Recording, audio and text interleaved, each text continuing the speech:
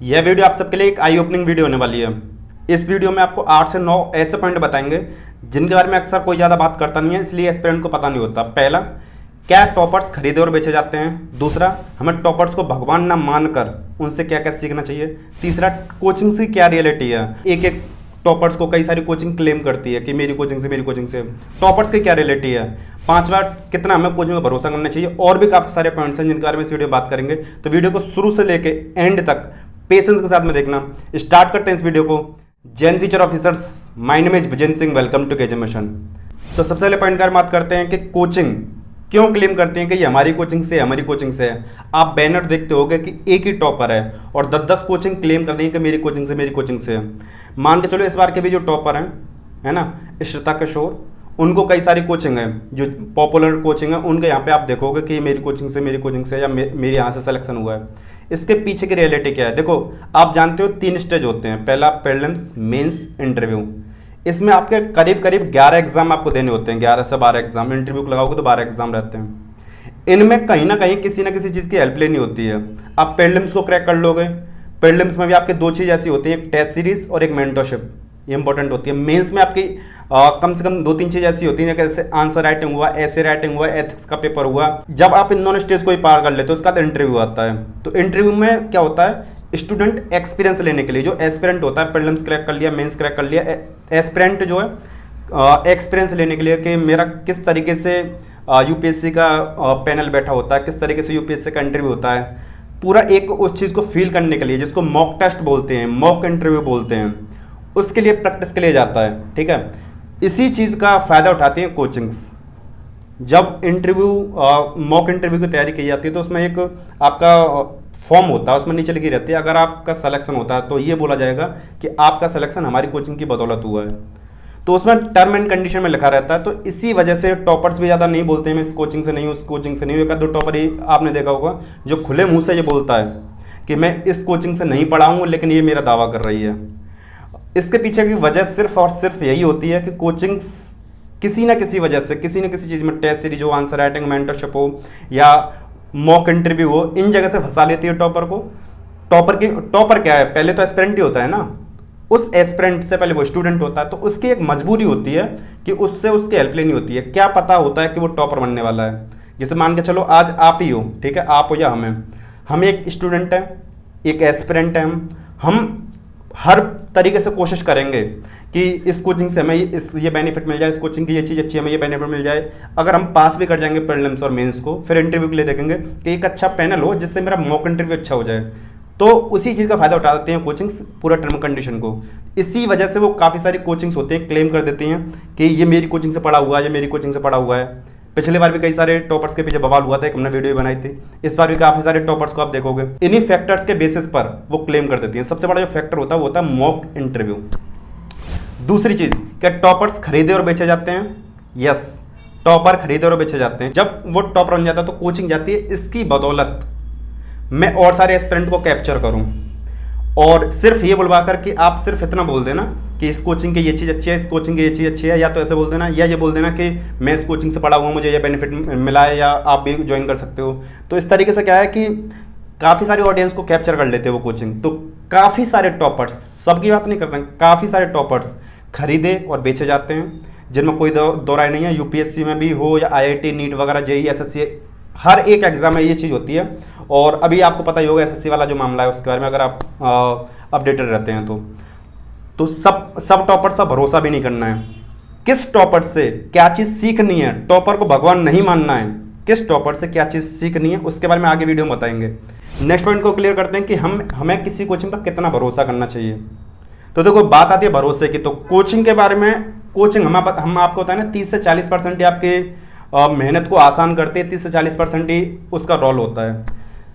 किसी भी कोचिंग के बारे में आप ये देखो, उसका नोट्स कैसा है, उसकी टेस्ट सीरीज कैसी है, उसके टीचर्स की क्वालिटी कैसी है, उसके फैकल्टीज़, है ना, उसकी फैसिलिटीज़ क्या हैं, मेंटरशिप है या नहीं, और कोई सपोर्ट दिया जाता नहीं दिया जाता, ये सारी चीज़ें आप देखो। ओवरऑल ये सारी चीज़ जो अच्छी रहती हैं, उसके बाद ही आप किसी कोचिंग को ज्वाइन करो। ठीक है। एंड कभी कभी क्या होता है कि हम लोग भी, जैसे यूट्यूब क्रिएटर्स जो होते हैं, हम भी किसी कोचिंग को रिकमेंड कर देते हैं। उसके पीछे कुछ वजह होती हैं। वजह ये होती है कि हमें भी फाइनेंशियल तौर पर, कुछ फाइनेंशियली सपोर्ट के लिए ये एक प्रमोशन करना पड़ता है, ठीक है। इन चीज़ को जो हमारे यूट्यूबर्स हैं वो सब समझते हैं इस चीज़ को।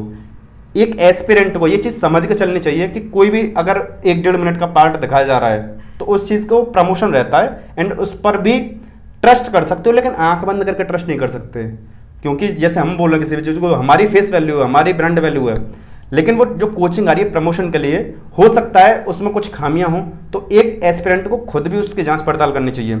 लेकिन वाकई में कोई खुल के आके बोल रहा हो, जैसे हम जो है स्ट्रिक्टली बोल देते हैं ये चीज़ सही है तो जैसे सही, गलत है तो गलत, ठीक है, हम बोल देते हैं हमेशा खुल के, क्योंकि हम उसको हमेशा क्लैरिटी के साथ में बोलते हैं। कुछ प्रमोशन जो पार्ट होता है वो फाइनेंशियली हेल्प कर देता है हर एक चीज़ को, अदरवाइज हमें भी काम करना पड़ेगा, वीडियोस बनाने में काफ़ी देरी होती है और टाइम नहीं मिल पाता, तो आप सबकी हेल्प कैसे होगी, तो कहीं से ना कहीं से तो फाइनेंशियली सपोर्ट होना चाहिए।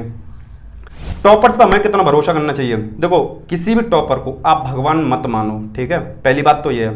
भगवान ना मानने का मतलब है टॉपर्स भी हमने बोला था खरीदे बेचे जाते हैं। आप कोई भी टॉपर चाहे रैंक 1 हो, रैंक 2 हो, 3 हो, 4 हो, 5 हो, 6 हो, 7 हो, आप उनसे बस ये सीखो कि इनका क्या बैकग्राउंड रहा है, इनका एजुकेशनल बैकग्राउंड क्या रहा है, फैमिली बैकग्राउंड क्या रहा है, इनका ऑप्शन सब्जेक्ट क्या रहा है, इनके जो नोट्स हैं और या इनके जो बुक लिस्ट है वो क्या रही है, कौन कौन से टीचर्स को इससे इन्होंने हेल्प ली है।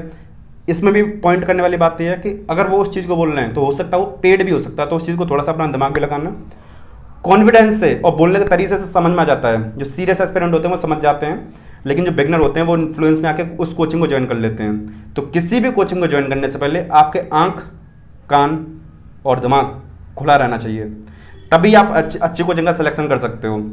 तो टॉपर से आप यही सीख सकते हो उसका एजुकेशनल बैकग्राउंड क्या रहा है, उसके टीचिंग्स क्या रही हैं, वो अपनी लाइफ में फेल हुआ है तो किस किस चीज़ में फेल हुआ, उसका कौन सा अटेम्प्ट रहा है, ऑप्शन वगैरह क्या रहा है, टेस्ट सीरीज वगैरह कैसे, कहाँ से क्या चीज़ हेल्प ली, ठीक है, उसका फैमिली का बैकग्राउंड क्या रहा है, फाइनेंशियली उसने कैसे चीज़ देखी है। तो इन सारी चीज़ों को आप सिर्फ और सिर्फ इन सारी चीज़ों को आप टॉपर से सीखो, उसको भगवान ना मानो। सबसे बड़ी जो गलती करेंगे ना स्टूडेंट ये करेंगे, यूपीएससी का रिजल्ट आया है, अब उनके अंदर आ गया जोश, अब वो सोचेंगे इस टॉपर को इतना सम्मान मिल रहा है तो मैं भी 2-4 साल मेहनत करके मैं भी कर सकता हूँ। तो आपको बताएं, this is the biggest failure. आप सबसे बड़े फेलियर और ट्रैप में जाओगे जब आप 1 साल तैयारी करोगे ना और आप फेल हो जाओगे, आपको जब फिर दूसरे साल के लिए वेट करना पड़ेगा, तब आपको असली समझ में आएगी, असली वैल्यू समझ में आएगी टाइम की, आपके पेशेंस की और हार्डवर्क कितना करना पड़ता है।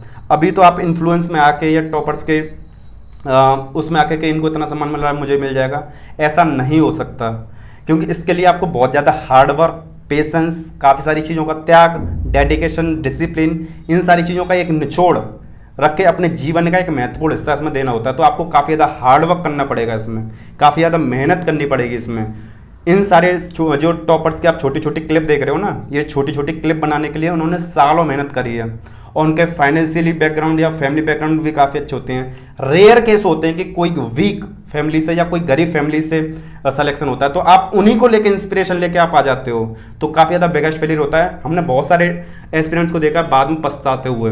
तो आप अपने आँख, कान, दिमाग को खोल कर रखो, उसके बाद में इन सारी चीज़ों में कूदना। एक पॉइंट ये है कि इंटरव्यू में जो मॉक इंटरव्यू होते हैं, ठीक है, जो मॉक इंटरव्यू होते हैं वो किस तरीके से होते हैं और उनकी कितनी फ़ी होती है। हमने स्टार्टिंग में बताया था कि उनमें टर्म एंड कंडीशन लिखी रहती है। ये इंटरव्यू लगभग फ्री ऑफ कॉस्ट होते हैं, क्योंकि एक कोचिंग को पता है इसका मैं अभी मॉक इंटरव्यू लूँगा और बाई चांस का सिलेक्शन हो जाएगा तो दिस इज़ बिजनेस, ये मेरा प्रमोशन का पार्ट होगा कि हमारी कोचिंग से ये निकला हुआ है। तो इसलिए अक्सर जो इंटरव्यू होते हैं, जिनको मॉक इंटरव्यू बोलते हैं, वो फ्री होते हैं। होता है तो छोटा सा चार्ज हो सकता है फॉर्म वगैरह का, 500 रुपये, 1000 रुपये, ये बड़ी बड़ी कोचिंग्स हैं ये ले सकती हैं, वरना छोटी मोटी कोचिंग तो इनवाइट और करती हैं। और आजकल तो काफ़ी सारी कोचिंग्स का ये प्रमोशन का पार्ट हो गया है कि आप प्रीलिम्स को क्लियर करो, आपका मेंस का खाने का रहने का खर्चा दिल्ली में हम उठाएंगे, इंटरव्यू तक का हम उठाएंगे, यानी पूरा एक स्टूडेंट का बोझ ढोने को तैयार हैं। क्यों? सिर्फ और सिर्फ बिजनेस, सिर्फ और सिर्फ पैसा। इसी वजह से, क्योंकि वो आगे चल के उसका प्रमोशन का पार्ट बनेगा और उसका सिलेक्शन होता है। तो अपना दिमाग खोल के रखना, कितना पढ़ना पड़ता है, इसमें सिलेबस देख लेना, और कोई न्यू एस्पिरेंट है तो। और एक हमने यूपीएससी सीरीज बना रखी है जिसमें बिल्कुल जीरो से यूपीएससी का क्या स्ट्रक्चर होता है, सिलेबस क्या होता है, नोट्स और उसके बुक लिस्ट, एनसीईआरटी वगैरह से लेकर हर एक चीज़ को हमने बता रखा है, तो आप उसको भी चेकआउट कर सकते हो। अदरवाइज आप हमारा जो एक बाहुबली कोर्स है उसको भी चेकआउट कर सकते हो, लिंक डिस्क्रिप्शन में दे देंगे। एंड राइट वाली वीडियो क्लिक करके आप ये चेकआउट कर सकते हो जो 2024-25 की जो स्टडी गाइडेंस है, एंड लेफ्ट वाली वीडियो क्लिक करके बिल्कुल जीरो से यूपीएससी की तैयारी कैसे कर सकते हैं, जिसका मैंने भी बताया था, आप उसको भी चेकआउट कर सकते हो। तो वीडियो को ज़्यादा से ज़्यादा शेयर करना अपने फ्रेंड्स के साथ में, क्योंकि न्यू एस्पिरेंट को पता नहीं होता है और कभी कभी जो सीरियस एस्पिरेंट होते हैं उनको ही नहीं पता होता है। तो प्लीज़ शेयर करना। इसके साथ ही इस वीडियो समाप्त करते हैं। जय हिंद।